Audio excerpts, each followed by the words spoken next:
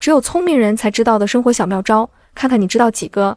1. 把塑料瓶从中间分开，再把塑料瓶插到木棍上，用螺丝固定起来，这样就做好了一个拆装灯泡的工具，用它拆装灯泡，再也不用费劲找梯子了。2. 螺丝帽不够宽怎么办？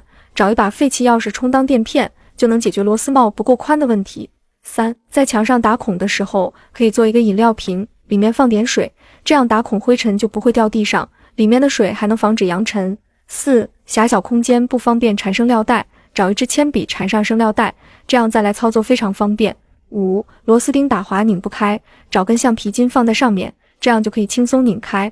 6. 手太滑转不动大小头，可以用绳子穿过扳手，然后再绕过大小头，这时候再用力扳动，就很容易转开了。